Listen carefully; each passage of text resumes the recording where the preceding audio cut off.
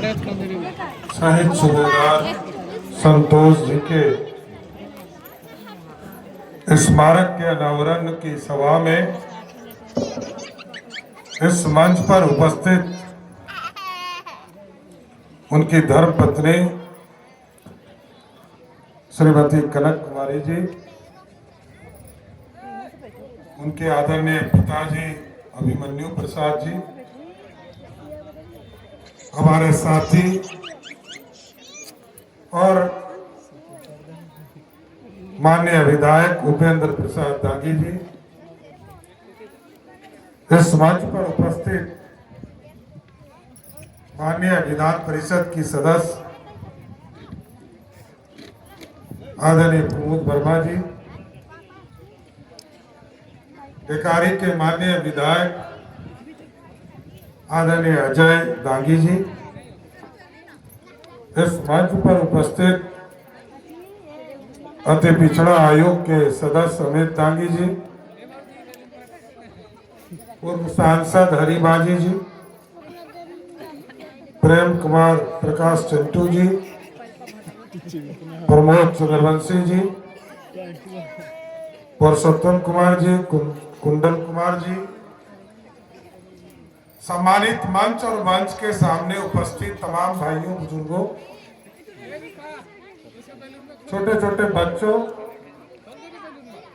माता एवं बहनों, अत्यंत ही पीड़ा देने वाला दिन है साथियों। आज हमारे बीच हमारा भाई, हमारे लोग, जिसने भारत की रक्षा करने का सपना देखा था और भारत की रक्षा करते करते अपनी प्राणों की आहुति दे दिया। हो सकता है कि मेरा कार्यक्रम नहीं था, ये बात सही है, उपेंद्र जी ने कहा, क्योंकि मेरे कार्यक्रम पहले से लगे थे, लेकिन इतना पीड़ा देने वाला शब्द इन्होंने कहा कि हमारे लोग हमको छोड़कर चले गए हैं, और जिसने प्राणों की आहुति देश के लिए दिया है, तो हमको मजबूरी में दूसरे कार्यक्रम को रद्द करना पड़ा और आपके बीच में आना पड़ा। आज इस के माध्यम से कई चीजें आप लोगों ने बताया।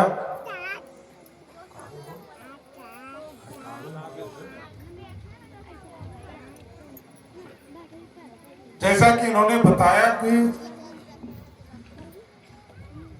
कई चीजें इनके परिवार के लोग चाहते हैं। सरकार पूरी तरह प्रतिबद्ध है, शहीद परिवार के साथ खड़ा है और शहीद परिवार को उचित न्याय मिले, इसके लिए पूर्ण रूप से पूरी तरह बिहार और दिल्ली की सरकार आपके साथ खड़ी है।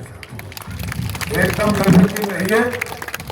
कनक जी ने 2 मांगे हमसे की है, कुछ कुमुद वर्मा जी ने भी अपनी बातों में रखा है, अजय जी और उपेंद्र दांगी जी ने भी अपनी बातों में रखा है। एकदम आश्वस्त करता हूं मैं, सरकार पूरी तरह चिंतित है और मैं तो स्वयं सैनिक का बेटा हूं साथी। मेरे पिताजी ने तो 3 युद्ध लड़ाए और उस जमाने में जब तनख्वाह नहीं मिलता तब जमीन दिया करते थे। सरकार के पास पैसा तनख्वाह देने के लिए भी नहीं था, चाहे वो 62 का युद्ध हो, 65 का युद्ध हो, 71 का युद्ध हो। और उसके बाद मेरे पिताजी बिहार की राजनीति में आए, लेकिन आज सब काम करना है साथियों, और शहीद परिवार के एक एक चीजों का सपना हमारी सरकार करेगी, इसमें कहीं पीछे हटने का बात नहीं। जहाँ तक नौकरी का सवाल है, मैं माननीय मुख्यमंत्री नीतीश कुमार जी से बात करके ये जरूर स्पष्ट करता हूँ कि इनके परिवार में एक व्यक्ति को सरकारी नौकरी मिले, इसकी पूरी व्यवस्था करा। और दूसरी जो हमारी पॉलिसी है कि गांव में हम लोग जमीन देते हैं, यहाँ पर भी जिलाधिकारी यहाँ पे साथ में है, ये समीक्षा कर ले कि इस इलाके में 1 एकड़ जमीन जहाँ भी उपलब्ध हो तो कनक जी को उनके जीवन यापन के लिए उनको सरकार अपने तरफ से देने का काम करेगी साथियों। और जहाँ तक 2 महत्वपूर्ण चीजों की चर्चा कुमू जी ने किया है, एक एडिशनल पीएससी का निर्माण के लिए, तो मैं आज ही स्वास्थ्य के सचिव को कहा के जितना जल्दी टेंडर इसकी प्रक्रिया पूर्ण करा के, और ये कोशिश करूंगा कि अप्रैल के माह में आकर उपेंद्र दांगी जी और सभी साथी चाहे कुमुद जी हो सभी लोग आए और यहाँ पर शहीद संतोष जी के नाम पर उस एडिशनल पीएससी का भी काम शुरू कराने का काम किया जाएगा। इसलिए आप एकदम बेफिक्र रहे, सरकार पूरी तरह प्रतिबद्ध है।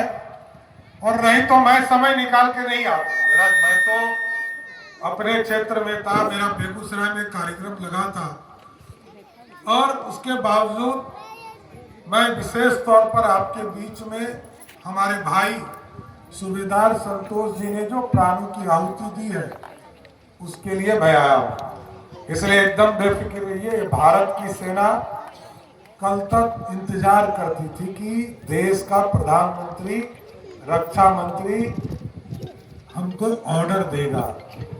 आज देश के प्रधानमंत्री जी ने पूरे देश के सेना के हाथ को खोल कर रखा है और कहा है कि पाकिस्तान की तरफ से एक चुटपुटिया बम भी आ जाए तो भारत की तरफ से तोप का गोला छोड़ने का काम करो। और इसी के लिए मैंने भी साफ तौर पर कहा है साथियों, बिहार में भी कचरा साफ करना है ना, करना है ना।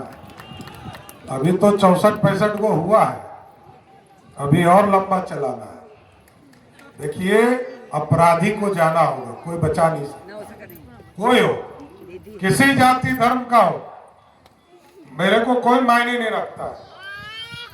हमको सिर्फ ये मायने रखता है कि बिहार कैसे सुधरेगा और उस सुधारने का काम करना, कोई दूसरा काम नहीं करना है।